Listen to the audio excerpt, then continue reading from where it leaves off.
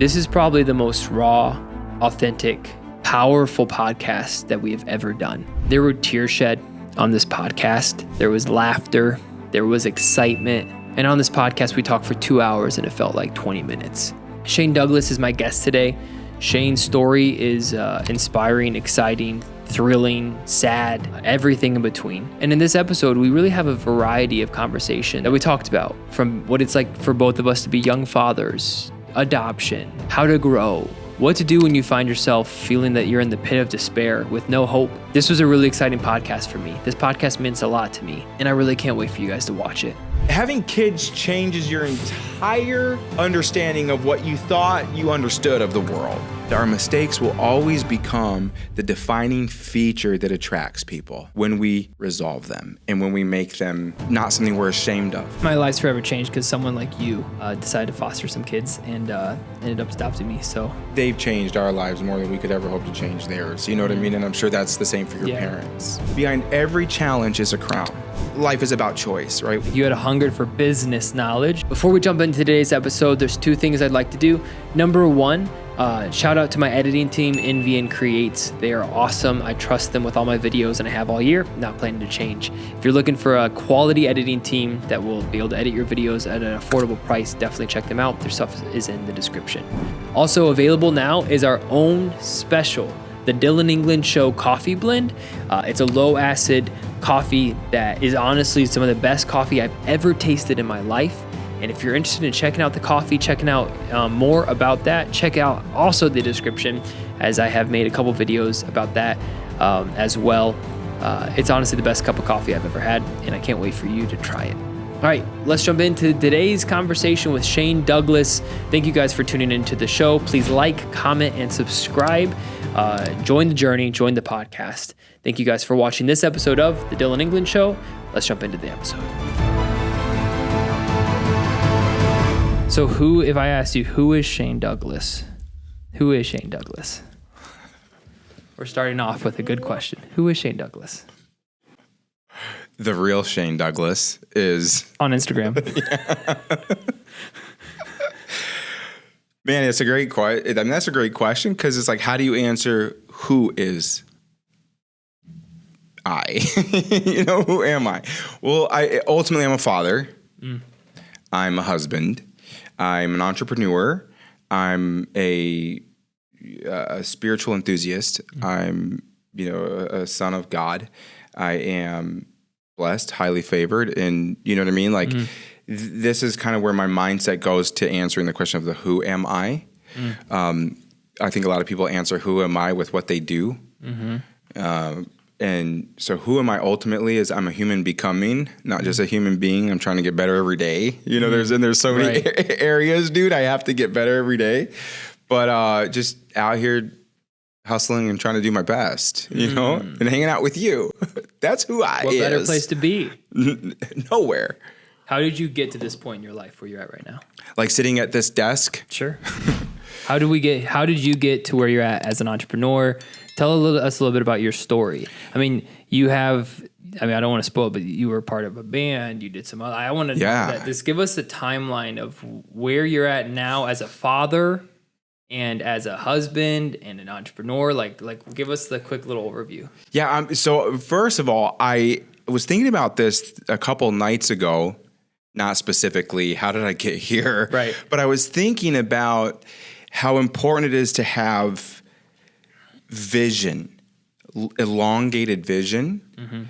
And that looks like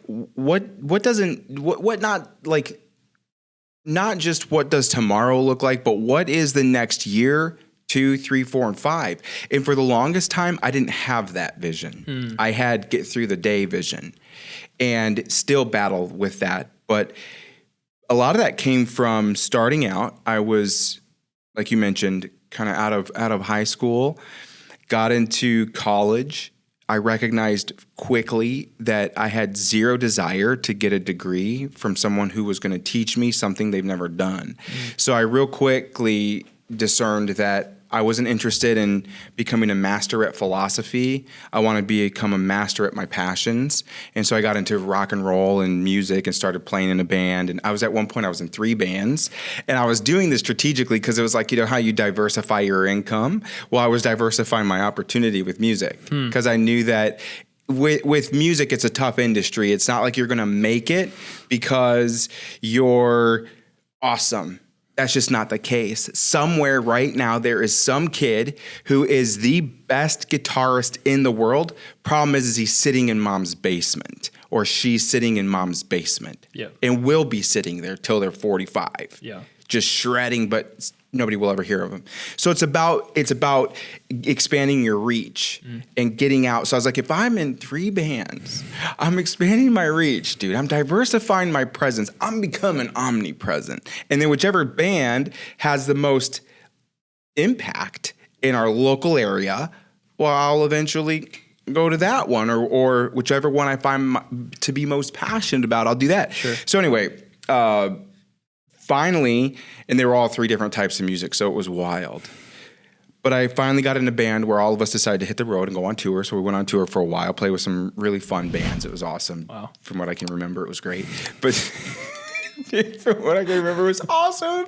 But dude, I learned about partying. I learned about living it up. And although we didn't do anything massive, what I did find was there is nothing as rewarding as being able to not have to look back and say, I wish I had done X. You know how many people I talked to that were in a band, they're like, oh, bro, I wish I would have just gone on tour.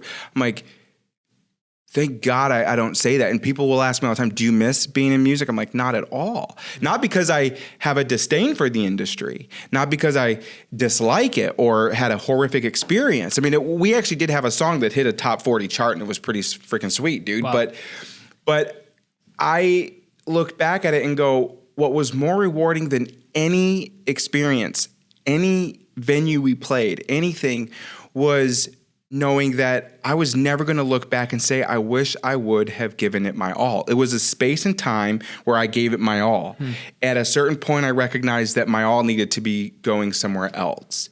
So quit the band and got a job at a manufacturing company and started working in the shipping and receiving department. And then I started to get some lean manufacturing training. So I learned how to lean systems and get systems better, automated so that it could actually replace people, to be honest. Yeah. And so what I found in that space was I like business. I like business. So I went to the owner of the company and said, hey, I want to move into a different section of the company. I don't have a ton of experience, but what I do know is I think I can replace my job with automated systems. So I started implementing a few things, and I finally got to a place where my role was really no longer necessary. So I was able to move into a different arena, which happened to be in sales. I wanted to get into sales. Not because I was ever sitting there thinking like, sales is like, oh my gosh. But it was because I thought that's in the office. I no longer have to wear steel toe boots. I can wear dress shoes, and dude, I was the weirdo in the shop wearing dress pants and a work shirt and steel toe boots. You know what I mean? Like I wanted to get into the environment of business. Right. So, that lasted for a while. I got an incredible mentor. Is this too much? Okay. Am I talking too much? No, you're never talking too much. So I got an incredible mentor, and to this day, he's an incredible friend of mine. And he taught me about the value of investing in people. And we traveled a lot together, had some amazing experiences together. And one of the things that this man did was he always went out of his way to teach me something about business, whether it be about understanding how to read a P&L from a business, understanding how gross margin and gross profit work, and understanding all the different dynamics of business. And he would just over dinner pour this knowledge into me that had nothing to do with our business trip. Our business trip had to do with create this presentation, try to land the client, move on, Right. But he would just take me and he would just invest this time into me. And I'll never forget, we were sitting, I think it was at a Culver's, and it was raining, and I think we were in Minnesota. And I asked him, I said, Rowan, listen, why do you just give me all this information, and why do you constantly pour into me and mentor me? And he basically said, one, you're coachable. You take it and you run with it. I can see the passion in your eyes when I give you this information. But he said, most importantly, and I'm kind of paraphrasing because I don't remember the exact response, but he said, because Shane, what I want to do is I want to equip you to one day you being able to walk into any business, demand a 6-figure salary, and if they don't give it to you, walk out and go next door and get it. He said, so that's my goal. And I was like, dang, dude. Because at the time, dude, it was 6 figures to me at the time was like I know. That was like making it. You know what I'm saying? Like, that fired me up. You may have to edit all the likes. I'm saying a lot of likes. Oh, I didn't even notice it. But so that's what I did. One day I walked into the office, asked for a 6-figure salary, did not get it. Over the weekend, this company that my dad's company was working out an agreement with, they were having some issues, and I'm looking over the challenges that they're facing, and I'm like, your problem is your distribution network. Okay, so Roan's background came from an incredible brand segmentation strategy that he implemented that was just, viral. It was a national explosion. Right. Okay, it had to do with Black & Decker and DeWalt. Okay, so at that point, dude, I learned a lot about brand segmentation. Like when you want to take a product and you want to brand segment it. For instance, if you look at Black & Decker and DeWalt, Black & Decker is the high end, but how do they capture the mid-range and low end? They create DeWalt. So they can capture, the trigger pull on the drill it can't handle 3,000 pulls. It can handle 1,800. Right. And you brand segment. So he taught me about this concept of brand segmentation. So you can get into different markets and all this other stuff. So I was like fascinated by that. So when I'm looking over this problem that my dad's facing with this company he's working on landing a deal with, I was sitting there saying, it's your distribution network that's the problem. This is the issue, blah, blah, blah. And he shared a little bit of the information with the director of sales. The director of sales called a meeting. So one Saturday we got together and I put together a 4 or 5 page business strategy on brand segmentation, distribution management, and networking all of the products across multiple industries and whatnot. Anyways, at the end of it, he offered me the 6-figure income and I took it. Right. So it was just like, it wasn't even, that wasn't the intent, wasn't to be hired, but it was just like, hey, so that put me in a position where I learned more and more about business, and I just kept kind of fueling that side of my passion. And then I got into the insurance space like I am now. Right. And in the financial field, it really fell in love with that, working with people became my passion. And our agency's motto is build big people. And so I love investing in people. I love doing that. And so that's how you and I met. What a natural segment. That was beautiful. Dude, I'm just like processing. That's a beautiful story. And I think what I just took away was you had a hunger for knowledge. Like you had a hunger for business knowledge. Yeah. And that hunger for like, you love business, the hunger for knowledge just kind of kept propelling you into your next space. Yep. Why jumping into the financial / insurance field? Like what was that jump? Didn't you and Melissa start a company at one point? We did. Yeah, we did. So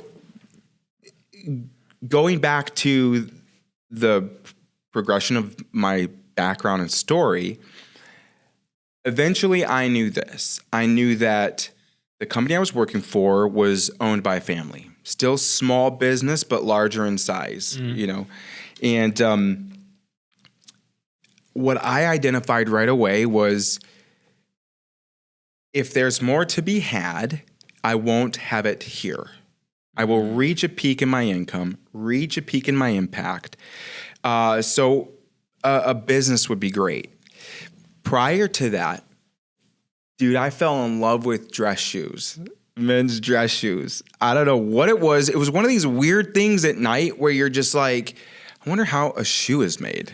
And so you're on YouTube and you're like, how is a dress shoe made? Right. You know, before you know it, you're watching all these videos about bespoke shoe wear and all this stuff. And I'm like developing just this weird obsession with shoe wear. Okay. So I'm just enthralled with this information about shoes.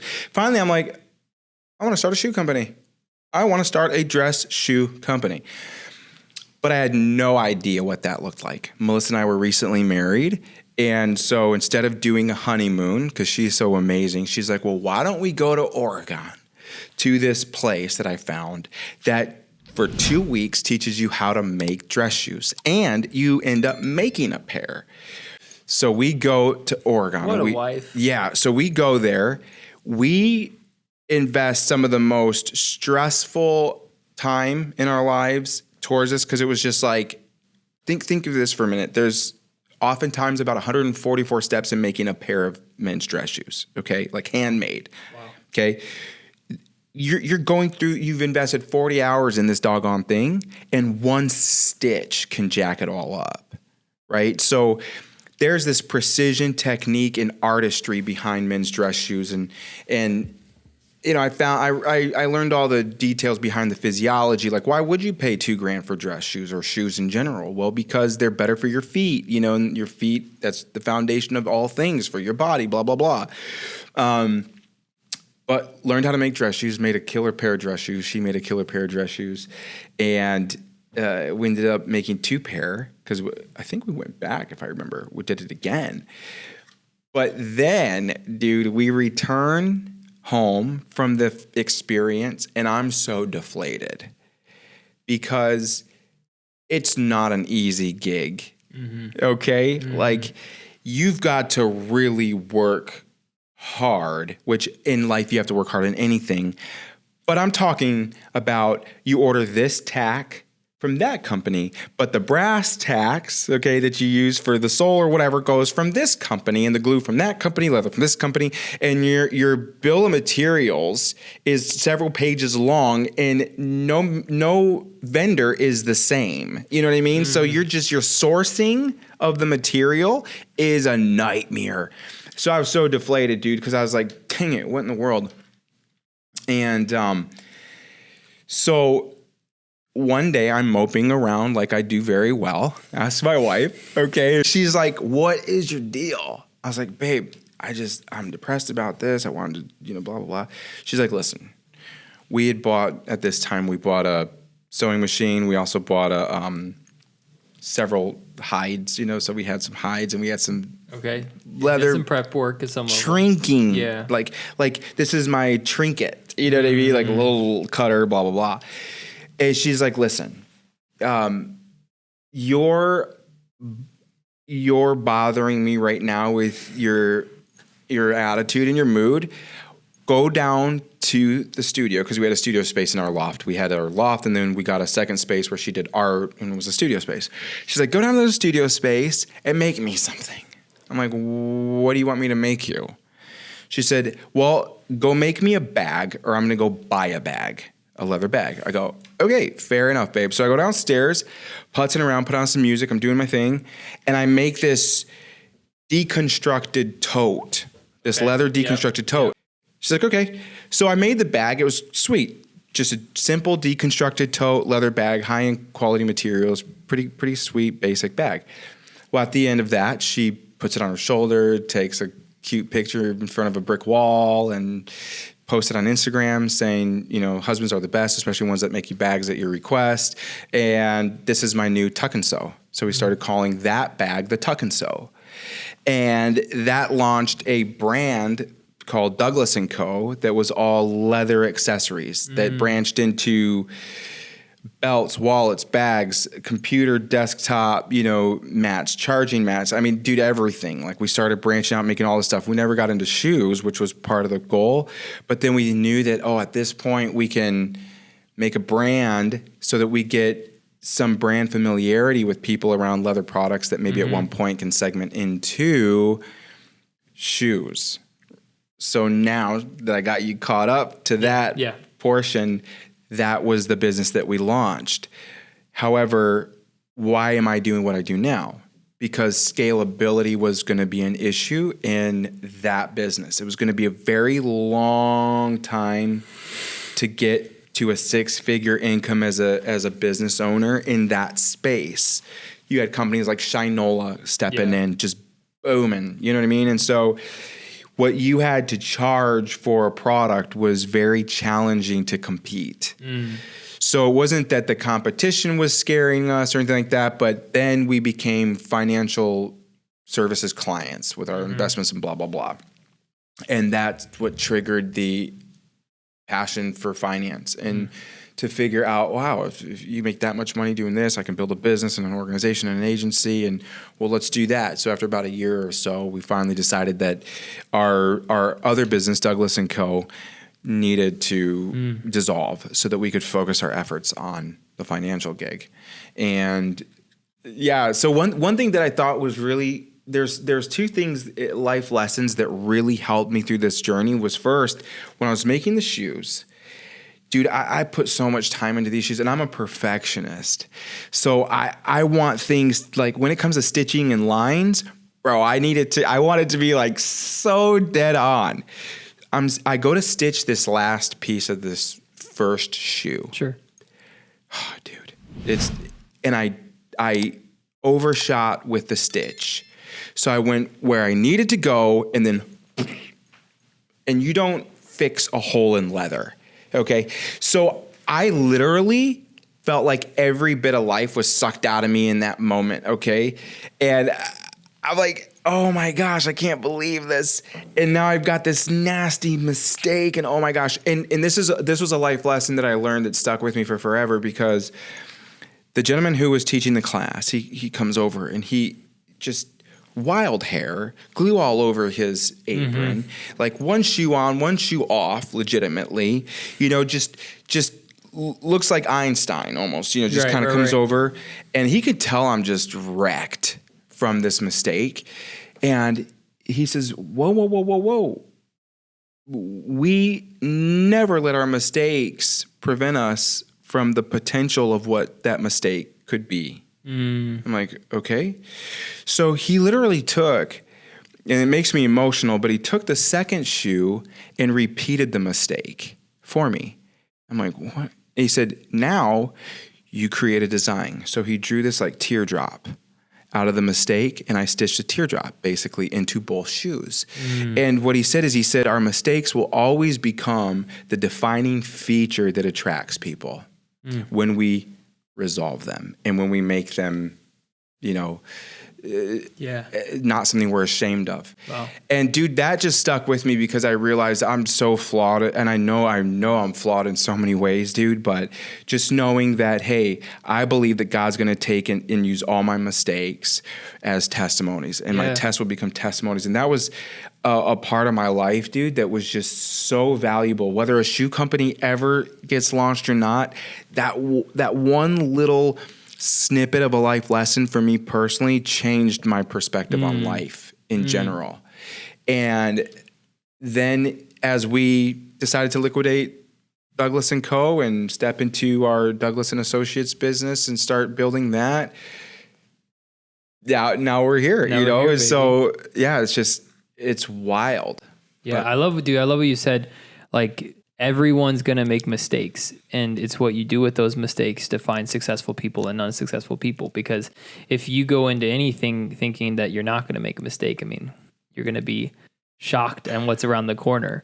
And what a great life lesson. I mean, shoe creation sounds to me like my worst nightmare, because I'm not a detailed person. I'm an impatient person. It sounds like a slow, methodical, focused process. And you said there's 150 or whatever different parts to a shoe, in that or whatever. Shoe, there was 144 steps to follow. Man. Yeah. And did you enjoy that? No. Okay. Because like you, I can picture this lamp, and my opinion is, okay, I can learn how to blow glass, and I can learn how to, shape metal and turn it. I can get this, and give me 30 minutes to do it. Yeah. And then I get 30 minutes in, and I'm like, I got to melt the sand for the glass. I got to do what? Yeah. You know what I mean? Yeah. And so I'm like you in that regard. So here's my idea of this amazing, beautiful shoe. And then when I realized the craft, the implementation again. and the implementation, you know, and I think that's what throws so many people off, even me to this day, is it's the implementation. And I think that's I did a video on this called The Entrepreneur's Gap. And it's that gap that a entrepreneur steps into before they're an actual entrepreneur. Ooh, I like that. Okay. I've never heard that before. Yeah, they're desiring to own a business, run a business, develop a product, but they just never step into the entrepreneurial side, which is the peaks and the valleys and the highs and the lows. And I break it all down to the psychology of all this stuff. And I'm not a psychologist. I just kind of go with my thoughts. But dude, when it comes right down to it, for so many people, they've got this great idea, but zero ability to implement or put people in their path to strategically get them where they want to go. Like for me with this podcast, dude, I just hope that somehow, some way, something we say impacts someone positively. Sure. Do you know what I'm saying? And so whether they're on their entrepreneurial journey where they're trying to figure out, you know, how do I take this idea and implement it? Or maybe they're already an entrepreneur, they own multiple businesses or whatnot. I knew for me, it was always a challenge to go from the wantrepreneur to the entrepreneur. And there's still a lot of wantrepreneur mindsets and things I got to change to get to where I want to be. But like you, dude, patience is not my virtue. So the wantrepreneur is a big problem right now in the US because, and not even just with entrepreneurs, just with anything. There's so many people that if you ask them, are you satisfied where you're at with your life? They're going to say no. And I'm like, well, what do you want to achieve? And all I have to do is pull up their YouTube history. And generally their YouTube history will tell what they want to do. Like, what are they trying to learn? And so we're all like watching and seeing like, oh, I'd love to do this. Or I'd love to go, you know, and they never pull the trigger. But because I just need to learn one more thing before I jump into this. I need to do one more, you know, watch one more video on this before I actually go take this trip. Or, you know, it's like people just prep and never pull the trigger. And I think that's just a lot of people. If you ask them, hey, do you want to do this for the rest of your life? They'd be like, no. Like, well, what's stopping you?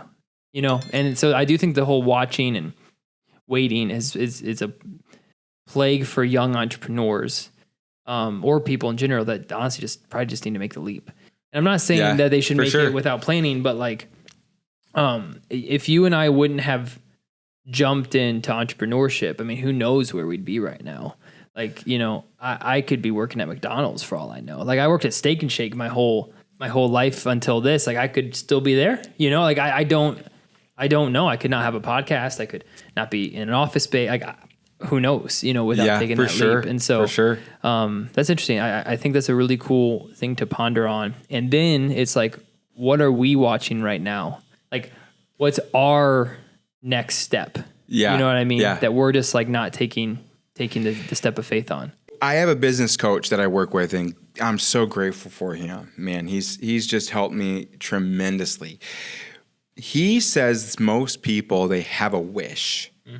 Okay? And a wish gives you a wishbone, but a want gives you a backbone. And so a lot of people lack the want that's deep enough. You know, if you talk about like Napoleon Hill, Think and Grow Rich, is that white hot burning desire to get after something. And that's frankly where I'm at in a lot of areas in my life currently. Like, how do I want something? Have you ever wanted something so bad that like you would literally move a mountain for that thing? You could do it, and you did. Yeah. And then there's something that you're like, I should want that really bad. How come I'm not taking any action? And I think it's because that action it's not really a want. You know, I'm going to start a business for my family. Well, are you sure that that's what you want? Yeah. Right? Are you sure? I mean, and I know it's tough, but maybe your priority is something different, you know? And so I see so many people that go through with wishes. And again, this isn't me like speaking from a, hey, I've arrived. Right. You know what I mean? I don't want to come across as that guy because I'm nowhere near. But I watched this short YouTube video yesterday. And actually, it was either YouTube or Instagram Reel or something like that. But it's this guy sitting on, or laying on a bed, okay, and he's got this marker cap in his mouth, and you can only see one side of his face, and it's clean side of the face, and he drops the marker cap, and it lands, and he's fired up because it lands right in the cap. Perfect. And it says, this is what most people think success is. But then the guy sits up, and the other side of his face is riddled with black dots from the marker not having had hit from all the misses. Yeah, right. And I think sometimes I beat myself up because I'm unwilling to miss. And along the process of life and becoming who we're supposed to be and stepping into our destiny, I got to realize that I've got to be okay with missing. Yeah, but misses are crushing. That's the thing. Like when you miss, especially when you want something, that can be absolutely crushing. For sure. And knowing how to respond is sometimes hard.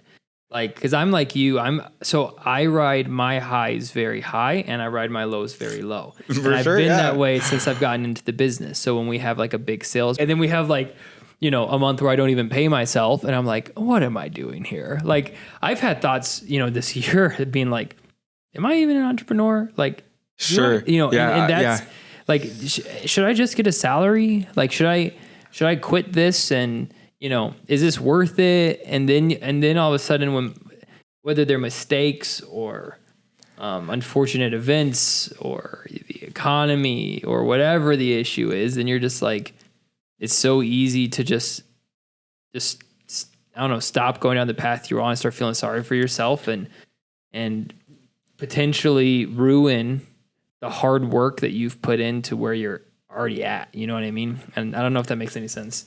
But it makes total sense. I believe that every single person, there's a specific reason why they're on this earth. I forget where I heard this, but I heard that everybody has a unique fingerprint to leave a one-of-a-kind imprint. And so as I've grown passionate about people and seeing them succeed and just wanting to bring positivity to people, like even if you look at my social media, I'm not all business, or let me teach you how. I do have some of the whole. I argue probably 20%, 30% is business. Like the rest of it's. Dude, at the end of the day, I believe people have a purpose, and maybe that purpose will be obtaining a salary job and doing what you can do and raising a family. I don't ever want to call anybody mediocre. All I know is this: if we haven't stepped into our destiny and begun to step into what God's intended for our lives, we are living a mediocre life. Yep. Does that make sense? It doesn't matter how big, how small we're supposed to be. It's just, if I'm not stepping in, and I fail at this often, if I'm not stepping into becoming the best version of myself, I am stepping towards mediocrity, average and ordinary, and nobody's supposed to be average and ordinary. When God was handing out the schematic for people's futures, it wasn't like you're going to have an average and ordinary life, and here's what you get. But life is about choice, right? We get the choice, we get to decide. And so, the entrepreneurial journey, owning a business, okay, whether you're in real estate, it doesn't matter what business you're in. It's got its ups and downs, and people just have to decide for themselves. Like, is this up and down better than that up and down? Which up and down is fueling my passion? Which up and down is bringing me closer to purpose? I know for me, it's becoming very apparent that people will always, 100% of the time, do what they want to do when they want to do it. Right. And it has nothing to do with anything. Watch 1,000 motivational videos. Listen to 1,000 podcasts. Like, get fired up. Just get excited. Whatever it takes. But that's not going to change the fact that I have to make a decision. When you listen to, you read a self-help book, you watch a podcast, you watch, then it's like, oh, that made me feel good. like there's actually a science behind like the dopamine release of like watching motivational videos. So like you watch a motivational video, dopamine releases in your brain, you get fired up for this person, you live their life, you pretend that you're like, oh yeah, I could see myself in their shoes. And then you just like flip to the next video and like nothing changes. Yeah. And I think that's a lot of people. That's us. That's me in a lot of things. And that's a lot of our listeners. And just to clarify something, I mean, I clarify this every single podcast because it always comes up. I don't want our listeners to think that to fulfill their purpose, they have to be an entrepreneur. For sure. You could be work at McDonald's for your whole life. And if you're putting in your best effort, working hard to the glory of God, supporting your family, doing, reaching people, that's great. Yeah. Like that is, if that is where God's called you, do it 1,000%. For sure. But then I think that there's another breed of people that are saying, hey, like I want to push myself past just a fast food. I want to push myself to just keep improving and do hard things. There's actually a book. I don't know if you've ever read it. The book's titled Do Hard Things. It's actually a great book. And then that's the type of people that are crazy enough sometimes to jump into this world of entrepreneurship because they're not satisfied. Because what they want, so with someone that works maybe on like a line at Henry Ford, or Ford, right? So like they're making cars and they're on the line and they're happy, they are content. Yeah. Because like my buddy, he's an environmental engineer and he's just like he's content. Like he gets paid a salary because what he wants, he has 2 ponds at home and he fills it with fish. He creates it. Like literally he created his own ecosystem. Like it's insane. That's like awesome. He lived in an apartment building. The water was dried up, no fish. And he lived there for 2 years. By the end of the time he was there were birds. There were like he created a legitimate ecosystem in this apartment building. Dude, that's so great. Filling it with fish, building fish habitats out of buckets and PVC pipe. Because so for him, he's going to do absolute best at the work that he's doing. He's going to give it 110%. But what he wants is to be at home, at his lake, with his wife. And that's what he wants to do. So entrepreneurship is never on the table for him. For sure. Because he wants to be done by 4:30 because he wants every evening free. Yeah. Do that. And he's doing doing his passion. So we were talking about, you had a podcast with your wife. Yep. And then, now it's like, dude, I think us starting a podcast together would be fun. I've also this is what I want to do. Okay. I want to, and comment if you think this would be interesting. I want to have a more current event podcast. Okay. So, okay. Yeah. Let me think. So right now the show is not political at all. Right. Right. Like it's entrepreneurship, it's self-improvement, but then there's stuff going on in the world that I care about. There's the way like America's going that I'm like scared for my child. And so, I told Anna, I'm like, hey, like I'm really struggling with what to do because I'm starting to have a reach. I'm starting to have a voice. People are starting to tune into the show. Yep. We've had 150,000 views since January, which is crazy awesome to me. And it's like the more sane minds you can have speaking truth, it can only help. And so, but this isn't necessarily the podcast to debate and cover certain topics. And so I thought it'd be cool to have a podcast that would be like a weekly show every Monday, and whatever the major events were the previous week, just to talk about them. And that way people knew it's like, cause like right now so for example, like I'll bring up like, if it's like a certain push for, underage kids getting sex changes, for example, right? Yep. I'm like, no, like that shouldn't be okay. But that's rampant, and that's a big conversation a lot of people are having right now. Yeah. And I'm like, this isn't the podcast, like necessarily to jump into stuff like that. But I want to talk about stuff like that because I have a young baby girl and I want to make sure, but like, this isn't the place to talk about that or politics. And we have an election around the corner. And so just having fun, grab a whatever drink or cigar and talk about like who our favorite candidates are. And I just think a podcast that is just real and honest. And if people want to disagree, and it could be any topic, like there's no topic that's not allowed to talk about. And it's like, it's a podcast that's not censored. And I'm not even talking politics. I'm just like, whatever, whatever is going on, we could talk about it. Now, this might be the podcast for it. I was just coached that you want to create a niche, to grow. Right. And so I've tried to keep it within the entrepreneurship, self-improvement niche. And I haven't jumped into the controversial stuff. And because I don't like, I'm not chasing views. Like I don't want to do that for views. It's just like stuff I'm passionate about. You know what I'm trying to say? So, I think I would enjoy a free podcast that was just kind of like, hey, if you listen to our podcast, you will be offended at some things we say. Like it's guaranteed. And not because like we're just going to be honest, and honest people accidentally offend people. I don't think that I don't think that you're not being clear in this podcast, right? I think that you're 100% spot on with understanding there's a time and a place.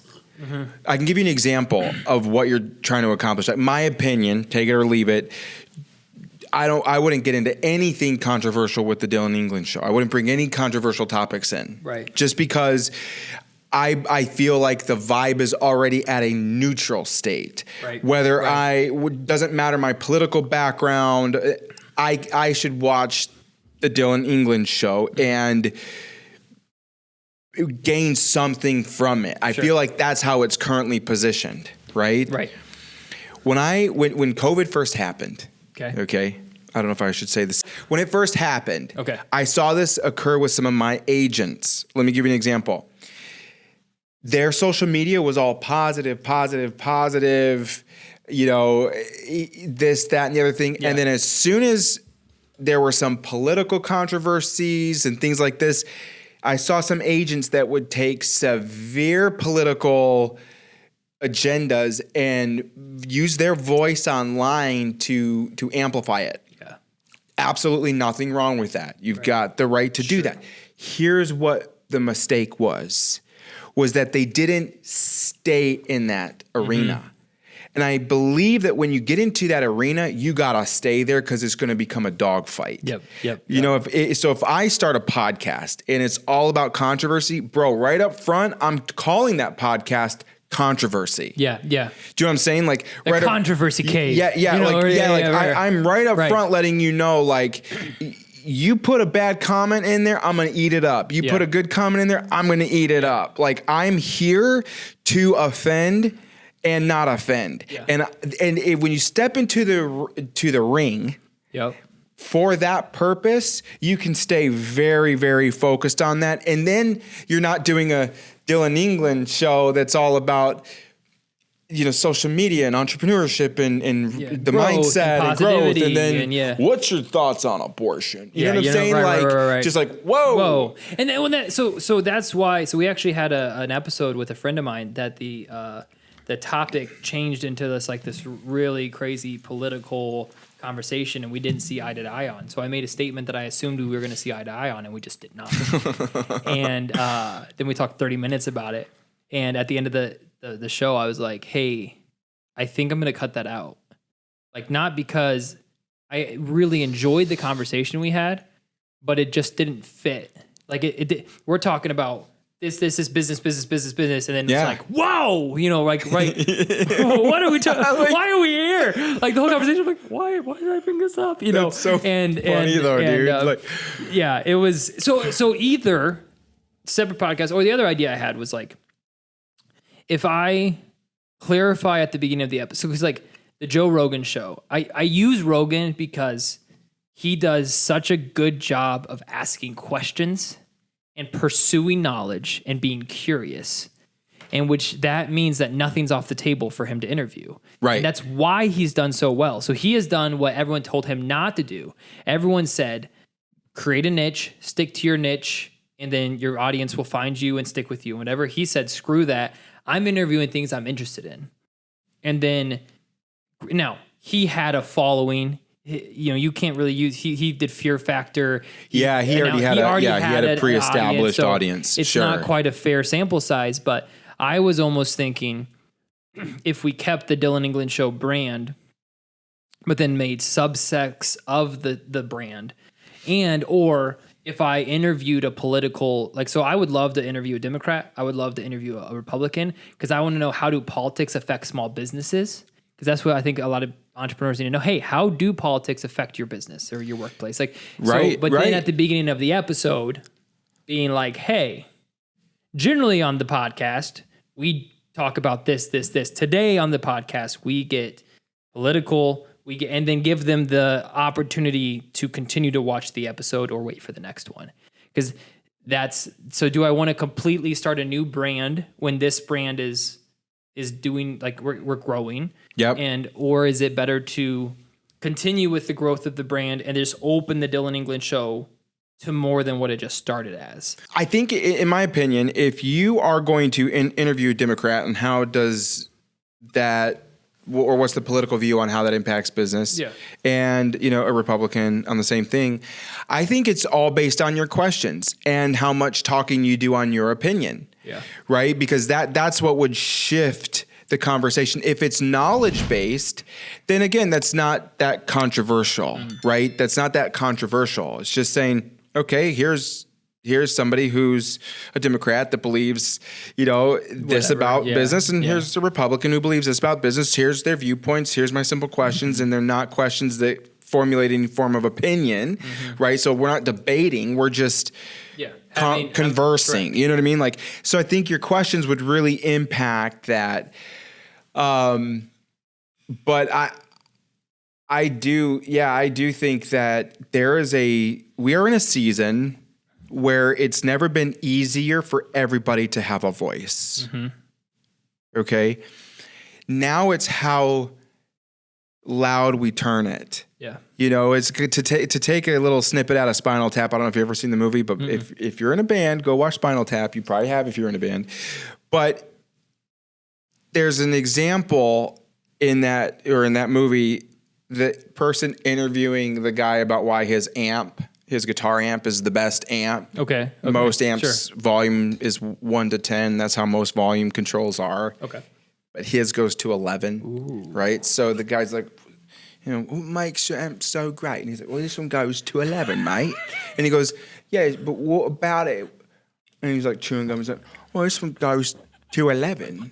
It's just like that extreme. That was incredible. Incredible. It's just like this. It's this extreme, little bit more, And so to me, when it comes down to the different topics and niches, whether you keep the same Dylan England Show and this one's titled Controversial Topics or whatever it is, I just believe that people need to get in a lane and stay in the lane. Not like driving down 94, right? When you get to a certain point where everybody becomes like, if they're out to get you, it's pretty wild, dude. Yeah. I agree. And I know that's the smart advice, right? Because I hear that and I'm like, yeah, sure. But then this is my struggle, spiritually, mentally, physically, everything. This is my struggle. Is when you have a voice, then what do you do with the voice? And I don't believe that in America we should have to separate what we believe in to do business. So I'll give you an example. I've said this before, but right now, really big in America is just the diversity, which I'm all great, diverse, awesome. But I also believe that you should be able to hire and have the freedom to hire whoever you should hire. For sure. That's just an inherent freedom that I believe. So that debate impacts business. Yeah. But it's very hot topic. It's very controversial. So I have very probably viewed as controversial beliefs that I think Americans should be free to practice certain things.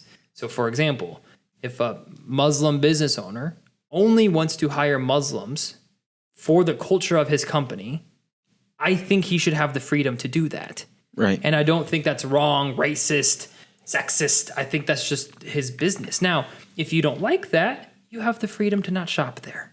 And like, so that's the belief. And so like podcasts like those and diving into those kind of conversations are things that I think impact our business, impact our life. And but then it's like, is that, I always struggle. So then should we just start a new podcast or should the Dylan England show represent, because the other thing, this is, anyone listening, you know this. So this is why I view you that you've blown up on Instagram. Like I know you have like 1,200 followers or whatever. Like, but it's been like just like 2 weeks ago, you had like 900. I felt like that. It was like, geez, this guy's killing it right now. It's because you're yourself. You're having fun. Authenticity you is are, important. You're yourself. For sure. And so people are buying into Shane. Yeah. And then they're like, dude, Shane is honest. He's funny. He's relatable. Like Shane had one bit that was like, what was the premise of the grass cutting one? Because that made me laugh so hard. Dude, this was amazing. And it actually will, if we can add this, we'll probably play it on the podcast. But go ahead. Yeah. It was awesome. There was a trending audio on Instagram. You know, it was just laughter. It was just this laughter piece. But I just thought it would be funny, dude, to go out with my daughter's little pink scissors and start clipping the blades of grass. And because I love cigars, I smoke a lot of cigars. Cigars can be pricey. And so the verbiage was, my wife wants to discuss the cigar budget as soon as I'm done cutting the grass. And I'm out there with these little scissors and you can see all my lawn behind me. Obviously, it's going to be a long time before that conversation takes place. I died. But content like that, the reason why I think you've been relatable to so many people, and dude, your comment section is filled with people dying laughing, being like, this made my day, thank you, is because you're just like, dude, I think this is funny. I think this is funny. Therefore, I'm creating this content. Yeah. And then that's when, if your goal is, to grow social media following, that's when people buy in. Yeah.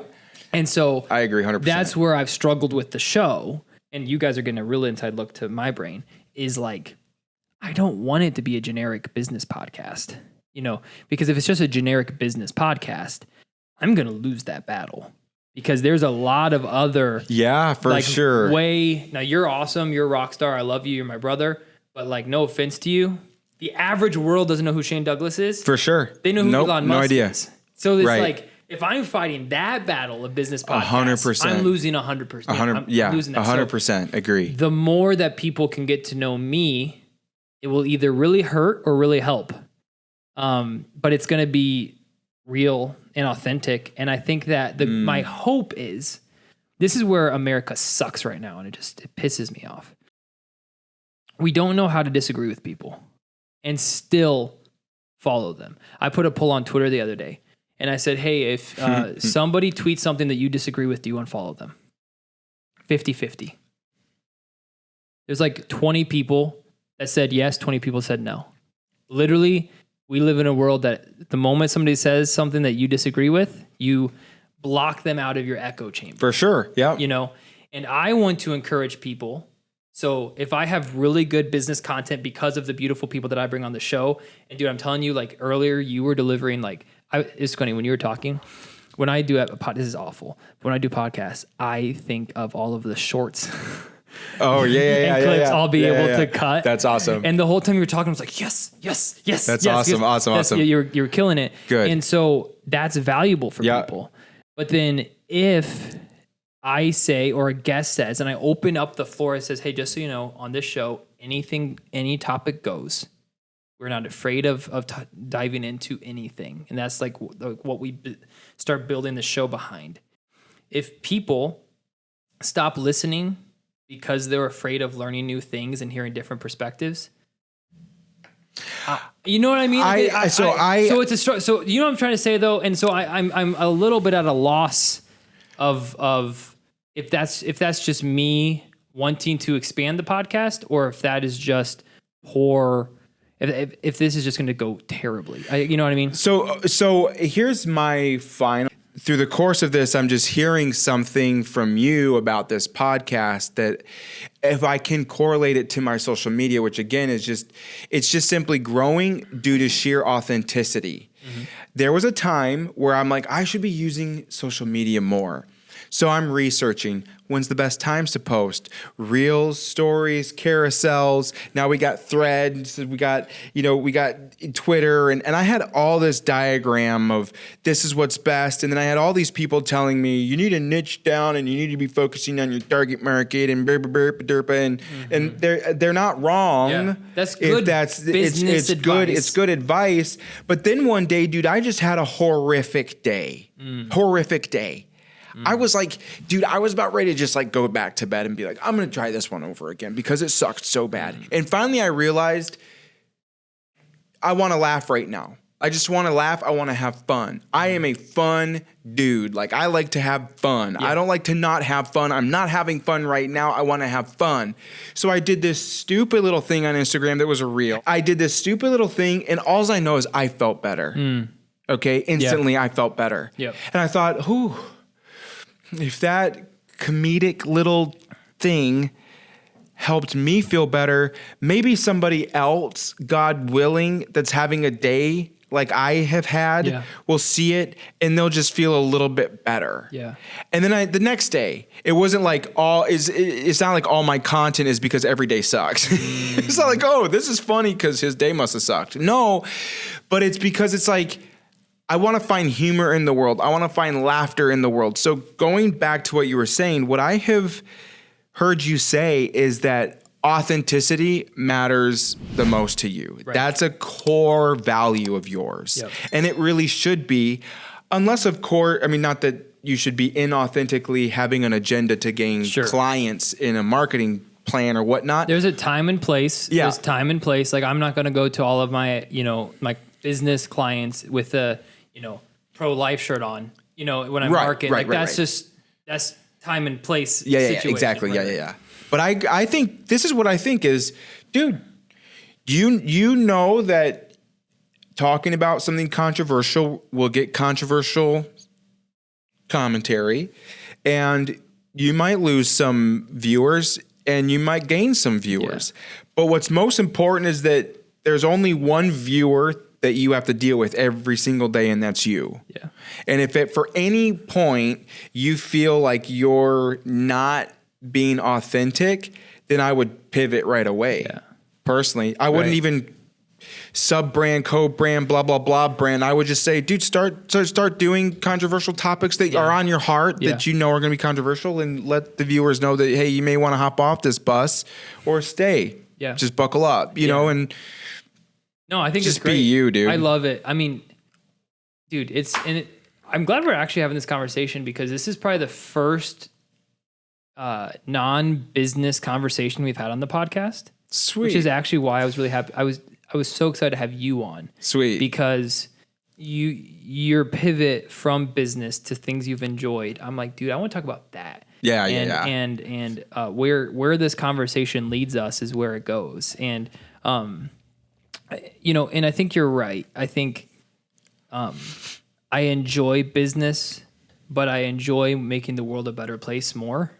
And so if somebody can listen, at the end of the day, I want to encourage people to have conversations with people they disagree with and to always be learning. And ask dumb questions. That's my favorite. It's not from Jordan Peterson, but I heard him say this one thing. He said, smart people only ask dumb questions once. But they ask dumb questions and they pursue knowledge. And so if that, and to pursue knowledge, you risk offending people. Like that's an interesting phrase to ponder. Yeah. When you're wanting to learn, you're also risking offending somebody. For sure. You pursuing knowledge.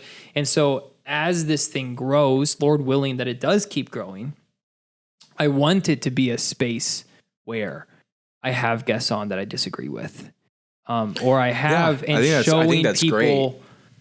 showing people what it looks like to have two grown adults with differing opinions, have good conversation, be respectful, wanting to learn. Why are you arriving here? Even in business, dude. There are so many opinions in business. Like, how to do things. I mean, even you and I have talked at length with our 2 insurance agencies on like how we do things. And I don't know. I just want to encourage people. Like if people ask, why have you started the podcast? And I'll end with this. The last thing I'll say is, my wife asked me why I started this podcast. Like, why did I start this podcast? And the reason I started it was I was dissatisfied where I was in my life, spiritually, physically, and mentally, and in business. I was dissatisfied where I was at in all those categories. I'm overweight from where I should be at a 29-year-old. My business is not as successful as it should be after 5 years. I want to be a better person. I want to have better habits. I want to be a father to my child that when she looks at me, she's like, that's a dad I love and I respect him. You know what I mean? And so I wanted to learn from people that have done it. Yeah, and, for sure. Or at least have something in their life they've mastered that I haven't mastered. So that's why I started the podcast. The podcast was never started as a get rich quick scheme. Like, I don't make any money. I spend $200 to $300 every single month on editing, and I haven't seen $1 in return outside of like referrals for customers and stuff. So like, that's why I've started this thing, dude. And I don't know. I started like, so that's the why of the Dylan England Show, is that like people like you that have done it, they've done business, and they're still hungry. And you want to get better. And like, these are the people I want to have on. And I want to encourage our listeners to get better with us. Like, join me in my journey, because I suck. Like I'm a turd. Like, straight up, like there's so many ways I suck. And it's like, if I could start a podcast and learn from what's worked for other people, and then just share it. Well, I would say you don't suck. There's areas that, we all have our flaws that we have to work and get better at. But I think what you're describing is a community of iron sharpens iron. Yeah. And just because one portion of the iron is different than the other portion of iron doesn't make it any worse or better. There are very few areas in my life I feel like I've arrived, and I don't think that the point is to arrive. I think the point is to progress. And the point is to help other people progress and link arms with other people to help people progress. And what does that look like? Does it look like you're Gandhi at some point? I don't know. Does it look like you're Joe Rogan at some point? I don't know. But I do know that there's only one Dylan, and there is nothing that will stop you more from accomplishing your destiny than if you decide to be inauthentic. Yeah. Some people authentically suck. Yeah. Right? Yeah. Yeah. Some people just suck. Yeah. But some people don't. And the ones that choose to not, they will change the world. And you'll change your daughter's life. You'll change your family's life, and it's all about I feel like I should hop in my Volkswagen bus with a peace sign on it. Bro, it's just all about the journey, dude. But we have to, I think we have to understand that there's purpose. You say at 29 you're X, Y, and Z. I say at 40 I'm X, Y, and Z. Yeah. I'm 40, bro.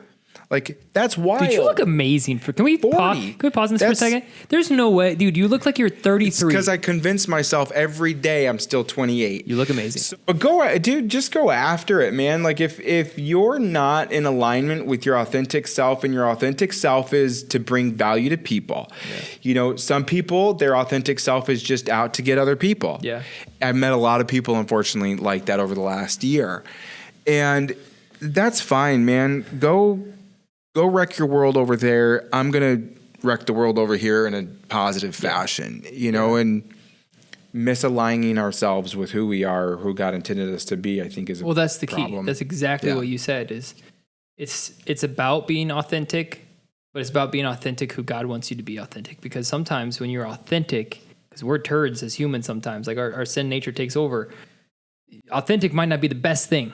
Actually, it should be what God wants you to be authentic. Yeah, for sure. And that's where, yeah, and just because it's like, dude, like God wants us to there's no version where God says, hey, I want you to be complacent creatures that I've created. There's no version that God says, I don't want you to pursue knowledge. Yeah, first number one of me, but also of the world I've created. You know what I mean? Yeah. And so if that is what's coming out of my heart, your heart, and with just a hunger to learn about our world and about why we're here, where we're going, what are we doing, how can we be better? Man, like what a great journey. And, you know, you think of people like John Maxwell. Okay. Yep. You know, he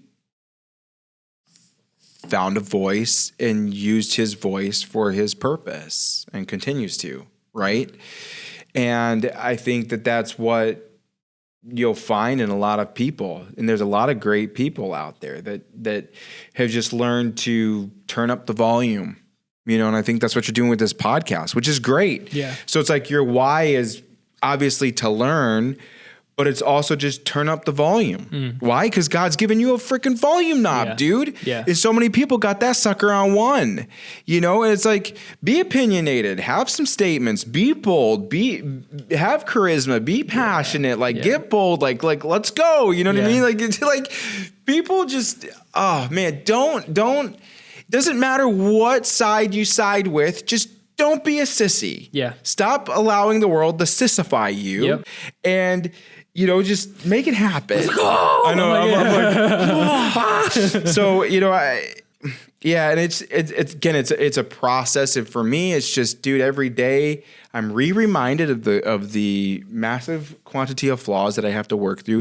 Having kids, isn't it wild, dude? How having kids changes your entire understanding of what you thought you understood of the world. I'm in my daughter's room the other night stacking the books that she's conveniently pulled out from the shelf and are flown all over her room to pick for the bedtime story. Right. Stumble upon one. I'm going to turn it into a reel. But it's like a guide to parenting. But the freaking book's this thick, dude. And I pick it up and I go... That's way too thin. Yeah. You know, dude? Because you could never know enough about it. But what would you say are some lessons you've learned? What are some like crazy life lessons you've learned or lessons you've learned about yourself? Oh, yeah. I'm sorry. With having I just realized how not patient I am. Like, honestly, like, when you have, for all the parents out there, I mean, thank you for being loving parents, but like when you have a 2-month-old, almost 3-month-old screaming in your ear. That's how old? Yeah. She's 3 months. And so, or 2.5 right now. And you've done everything for so you've changed the diaper. Yeah. You've fed her, you've burped her, you've swaddled her, you've made sure there's no more gas in her tummy. You've done everything you can possibly imagine that is like infuriating her. And she's just going, blah, you know, and she's like right here in your ear. And you're just like you just like, I mean, Anna and I we do tap outs. Yeah. So we'll be like, hey, I gotta, and it's just like, it's actually been really cool. Like since she's been born versus now, I can now last a lot longer. When she was first born, it was like 2 minutes of crying. I'm like, I'm done. Like, this is insanity, you know? And so I just realized like I'm an impatient person. And if things aren't where I like them, it drives me nuts. For sure. Oh, yeah, dude. And you have no control. Like, that's like, you have no control over like really how you're like a 2-month-old's going to react. And it is like, if you're a control freak, it is infuriating. And it's a good lesson. That's awesome. And so it's been, but like as she's gotten older, dude, I'm telling you, man, you have girls. As she's gotten older, the little smiles she gives and the like this morning, dude, it was like the best. It was the sweetest morning. So she has an appointment right now. She has like a little mark on her eye, like on her eyelid. It's called strawberry mark. And they're completely like, there's nothing wrong, but they can scar. So we have to go see like a skin, doctor to make sure that it's fine. Yeah. But so Anna woke up late, so she was like running around. So Anna fed her, She gave me the Madeline. So Madeline just gave this big burp, which by the way, she's a terrible burper. So my daughter's Madeline. And then she just like started looking at me and just started smiling. I mean, dude, like she like recognized me and was like, Dad. That's awesome. And bro, I just remember it being like, I mean, like this morning I just got teary eyed. Like I was like watching her on the bed. I'm just like, this is what all of that's about. Yeah, for sure. And those moments, and as like when your daughters are older, and then like when I come home, they're like, Dad, like dude, like those moments are gonna be special for sure. 100%. I don't know. It's just it's a special thing being a dad, you know. Yeah, I hear and what it pushes you. I hear what you said, which was the key point of where it breaks that control that you want to have, right? So that's a really cool season to be in, right? Where something about you is being broken for the better. Yeah. And isn't it wild, dude, that is being accomplished by a 2.5-month-old? Yeah. So I recognized the other day we bought a new vehicle, so we're looking at selling one of the vehicles. So I decided to clean the newest vehicle that we just got because we had just gone camping and, brand new car. Yeah. You're like, dude, I got to defunk this thing real quick. Right. And I'm a clean freak. You rarely will see me at home not doing something to tidy up. So I'm dreading cleaning our daughter's area in the car because I'm like, it's going to be messy. And I'm like, oh, there's a smudge. Like I'm like pretty messed up. So I'm like, oh my gosh. So I'm preparing myself for this cleaning up. So anyway, I get to the back seat where they're at in the car. By the way, if you ever want car advice, I got lots of it. I'll be coming. So I remove the mats, the floor mats and stuff, and I'm thinking it's just going to be a mess. So I start thinking, oh, this isn't so bad. And I'm tidying up. I'm like, wow, this is surprising for two little girls. Like normally, okay, clean it all up. Get to the driver's side, my side, freaking things trashed. Okay? What I realized in that moment was that they are never the problem, I am. And my attempt and my preparation to clean up somebody else's junk most of the time is going to require me to look at my own. Yeah. So the reflection that parenting has given me of who I am and what I need to work on has just been both painful, but also powerful. Yeah. Because it's like in those moments where you recognize like, oh, I'm the problem. And the crying doesn't stop, by the way, if you have a girl. So yesterday, one of them, she loses her tooth. I'm not going to say her name because we foster two little girls, and so there's different things about that. But she loses her tooth, and she's holding her tooth, and she's walking around the house because she's fired up. She's going to get money from the tooth fairy, right? And then Melissa and I are like, hey, babe, you're going to lose that tooth carrying it around like that. Let's put it away. No, I'm not going to lose it. Then she loses it. Of course. And then she lost it. Right? She loses the tooth and then lost it and is bawling and crying, all this stuff. So the crying didn't go away, but it's still, we're in that position where we just swoop down and give them a hug and say, hey, I understand this is a challenge for you right now. Because talking about the stretch, like what you were describing, for them, her having had lost a tooth, she was bawling, and I was getting annoyed on making dinner. Finally, I'm like, we need to stop the crying, okay? We need to stop this crying right now because I don't know what it is we're crying about, but we got to stop this. Yeah. And then I recognized, like, bro, like, for her, this is her world falling apart right now because it's what she's experiencing in this moment for the first time. Yeah. Right? Yeah. So it's like the magnitude of what that person is experiencing is just as bad as the worst day you and I have had as adults. Mm-hmm. Does that make sense? Mm-hmm. But it's just different levels. Yeah. So I've had to learn a lot about stretching in that regard because I know that, man, this child just needs me to be present, needs me to be present to me. And it's just, it is marvelous though. I mean, it's nonstop life lessons. I could go on for hours about it, and great real content Just great real content because they do some funny stuff. I don't think I can say what I was gonna say, what I would say my youngest said yesterday because there was a curse word in it, but it came out of nowhere, bro. And I'm just like,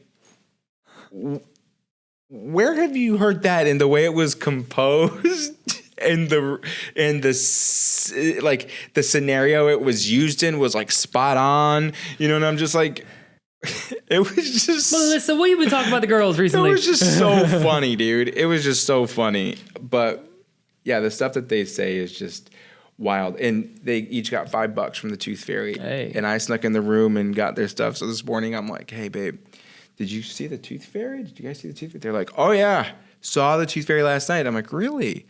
Like, is it big or small, like tall? Like, oh, very, very small. Like how small? They're like Tinkerbell small, but smaller. I'm like, okay. And just this ornate imagination, And I wake up this morning to our youngest just like waving her money. I made $5 for my tooth. And I was like, great. And then her life's goal with that money is gum. She loves gum. So she's like, Daddy, today, can you get me mint gum that is green, please? I'm like, okay, phenomenal. Woman that knows what she wants. Yeah. You respect it. So I just love how absolutely brutal kids are. Like they will just say as they see it. They don't even know what it means to offend somebody yet. You know what I mean? The brutal honesty in kids that's something special to watch too. Yeah. I don't know. I love watching reels where these kids will just say these like terrible things in public, and the mom's like, "Shh," it's just wild. They're wild. Gosh. Oh, I love it. Dude, this has been awesome. But what's been on your heart recently? What's been on your mind? What's been driving you, keeping you up at night, exciting you, worrying you? Like what's been maybe like a common theme that's like been going on with you recently? Yeah, I mean that's a huge question.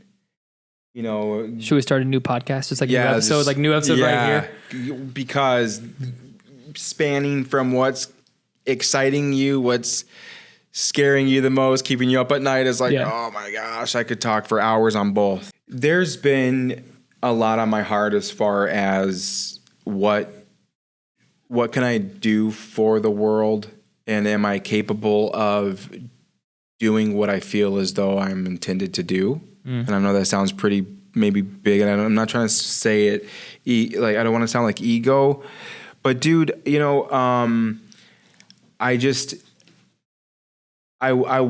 want to bring so much value to the world, and I know that I fall short every day.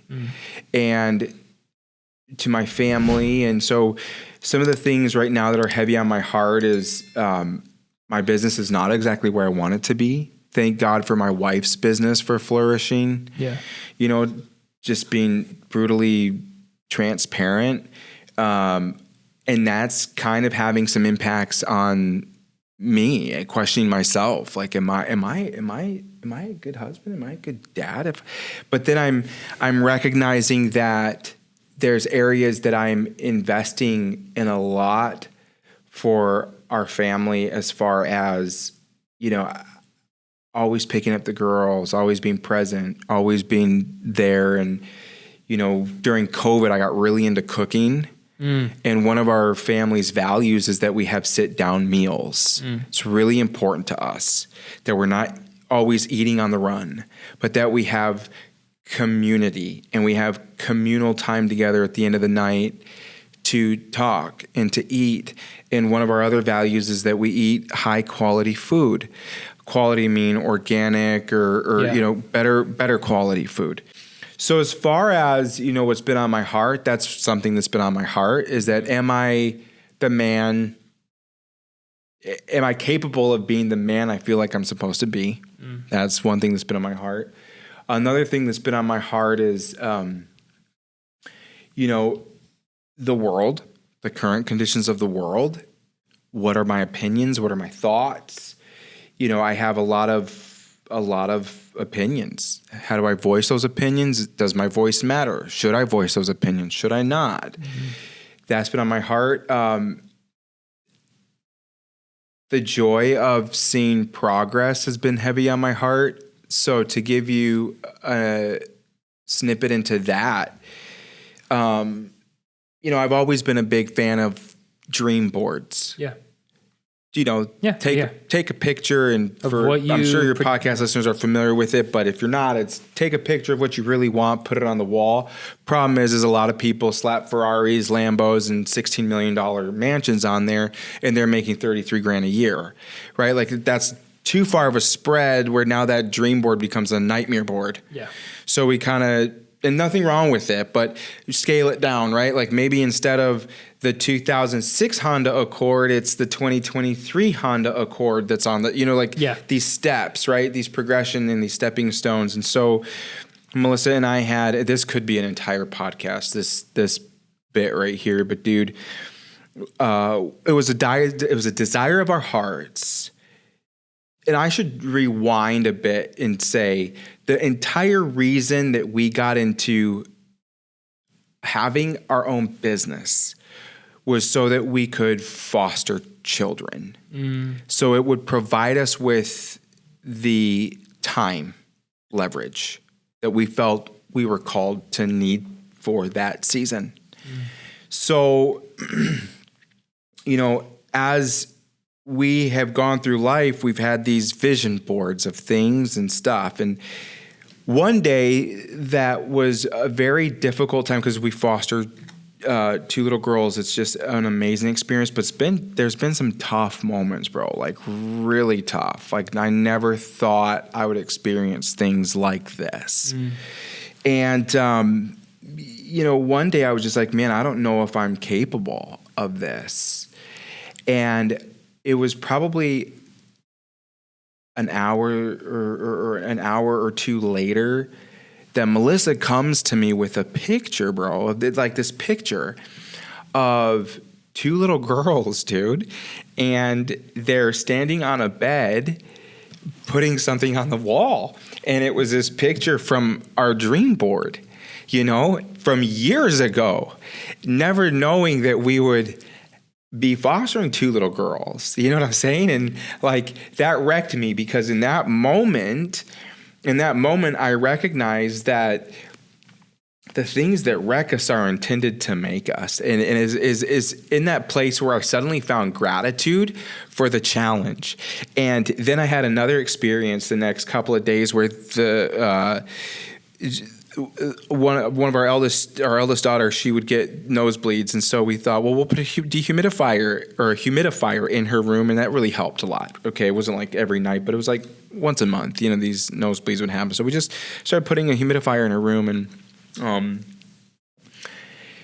one day it's not working, and she's like, Daddy, it's not working. It's not working, and sure enough, it's not working. So I'm unplugging it, plugging it back in, turning it off, turning it on. I'm troubleshooting the snot out of this thing. I'm just trying to figure out what's wrong with this little contraption. I'm Googling, why couldn't this be working? Looking up the model. I'm doing all this stuff, dude. All this stuff, and I'm just trying to solve the problem.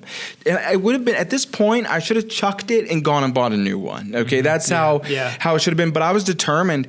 And so finally, I lift off the top, and I thought maybe the water reservoir wasn't seated correctly or something. So I pull the water reservoir off, and I'm looking through it. Then right there, in the bottom of it's just a little kid's humidifier. So there's this reservoir about that big for water. Right where the air is supposed to push up to put the humidity into the little nozzle to blow it into the room is a little toy crown. And in that moment, I just felt very clearly God being like, look, behind every challenge is a crown. Behind every challenge, when we choose to solve it and get through it.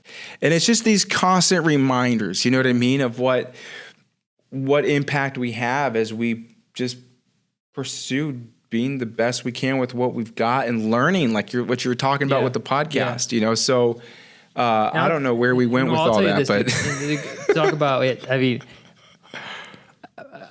whether it's out of want or necessity, the fact that you guys are fostering is so special to me because I'm adopted. I don't know if you knew that. Yeah, I know that. Yeah. And so it is a special, life-changing thing that you're doing for those kids. For sure. And my life is forever grateful for my parents that they fostered many kids that they ended up having to, give back. And but eventually, adopted me and then adopted my sister. We're not like blood related, but they, adopted my sister, then they adopted me. And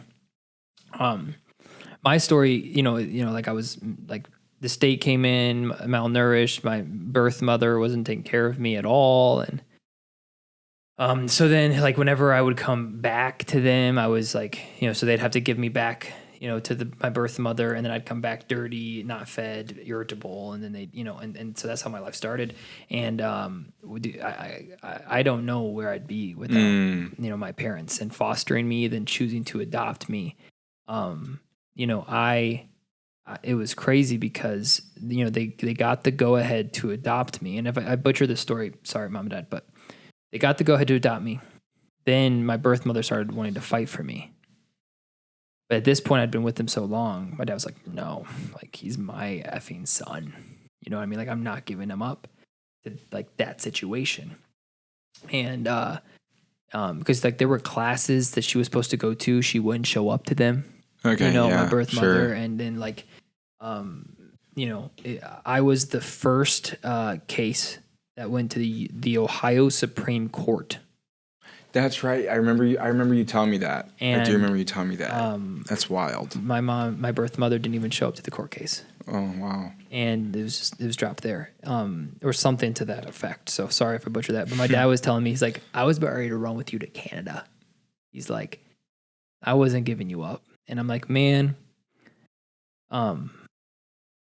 people that haven't been through the situation don't understand the love that foster parents have. It's another type of love, man. And it's special. It's wild. So what you guys are doing is special. I love you guys for it. I appreciate it. I really do. You're changing those little girls' lives forever. And as you guys move through the process and figure everything out, keep praying for you guys. But it's special. And so I'm going to stop talking because I'm starting to start crying soon. But it is a special thing, man. And my life's forever changed because someone like you decided to foster some kids and ended up adopting me. So well, they've changed our lives more than we could ever hope to change theirs. You know what I mean? And I'm sure that's the same for your parents. I'm sure I made it way worse for them. It's so funny. I told my mom and dad all the time because they fostered like a lot of kids, like 12 or something. Wow. I'm like, really, guys? Like you chose me? I'm like, you picked the wrong straw out of all of those kids. Yeah, that's funny, dude. I'm like, really, whatever. But it's I'm sure, man, it's great. Yeah, I don't know where I was going with that. No, I appreciate that because it's I always see someone like yourself who's someone I look up to doing the things that you're doing, you and Anna, and it's just like, man, that's great. Like at a certain point in parenting, you just hope that they grow up. Yeah. Being good. You know what I mean? Like, that's like a big goal, Yeah. Some people are like, oh, you're going to be a doctor. I mean, but I in our household, we also are really big on affirmations and saying things and reprogramming the mind. And so like this morning, I'm taking them to school and I just start saying affirmations and they repeat them. They're just repeating them. They may not even know the words that they're saying, but they're repeating them. And it's just getting ingrained to where now they know that everything they touch turns to gold. Why? Because I tell myself that every day, and it's just cool to see how they're changing. And last night, Kinsley looked for her tooth. She had been tinkering around with her sister's backpack. It fell out of her hand and went into the backpack. She had no idea. Nobody did. So we're like, I don't know what to tell you, dude. Like, we can't find it either. So she goes to bed after having had sobbed for most of the evening over this lost tooth.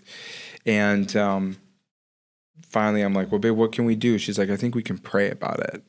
So I'm like, okay, go ahead. She's like, dear Lord, help me find the tooth. And it was just this authentic childlike faith, right? Melissa actually then goes and digs through the backpack and finds the tooth in the backpack and texts me and says, I found it. It's in the backpack. She's like, but I'm not going to tell her that it's there because she said she looked in the backpack and it wasn't there yet. I'm like, or wasn't there, you know? I said, okay, well, she just prayed for it. So what we'll do is after bedtime routine, I'll tell her, let's go take a look and see if we can find it. Anyway, we're walking down the stairs to go to the backpack where I know it's at because it's Sure. there. I was like, babe, why don't we just pray one more time? So she's like, yes, Lord, please help me find the tooth.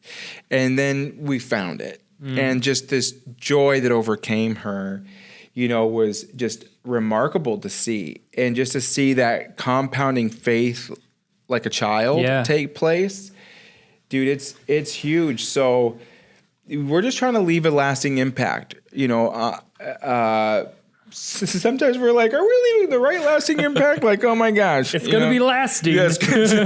there's this reel where there's this guy and he's like shaking his plants and he's in the text says, just trying to create a harsh environment so my plants grow up big and strong like my parents did for me.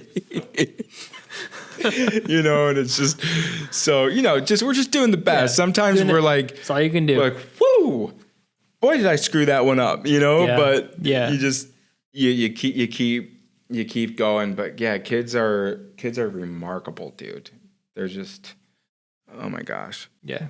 They're special. God uses, I mean, I can only imagine how God's going to start using our kid in my life. And it's awesome. I mean, this was a great conversation. I think we talked from everything from your story, from business, from entrepreneurship to controversy to podcast create. I mean, this was awesome. I don't think I could have asked for a better conversation that you and I had. I mean, this was literally incredible. Anything you want to leave the people with before we wrap up? Well, like you said, most people probably that are going to watch this are going to have to ask themselves, why am I watching this guy? They've probably watched you, so they got a good idea why they would, but why am I going to pay attention to this guy? And maybe you should, maybe you shouldn't. Well, you made it to this point. If you made it this far, God bless you. I know how to pray for you now. God save the queen. You're like, that was time I'll never get back. No, you know, go follow me at The Real Shane Douglas on Instagram.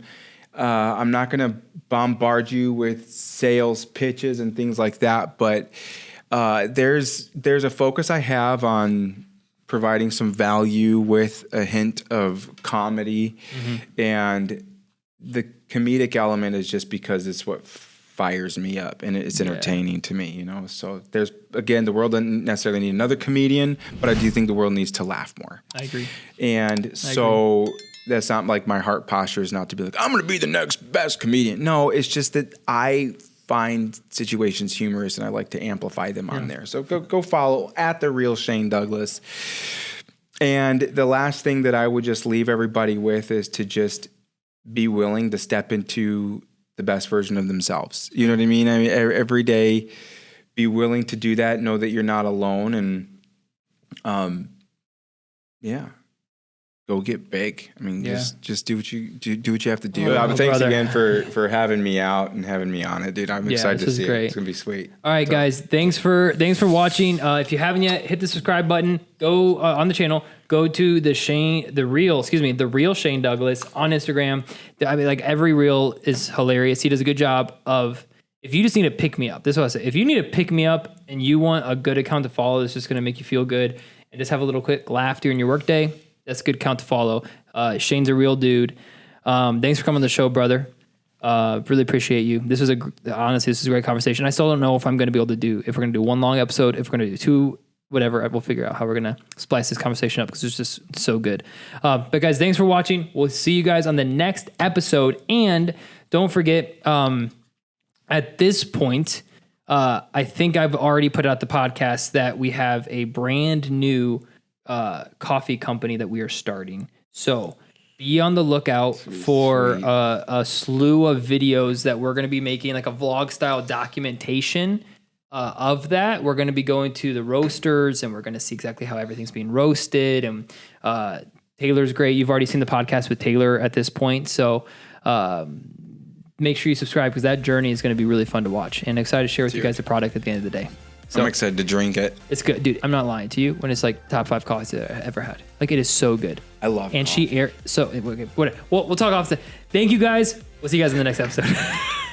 That's awesome. Let's go. See you, bro.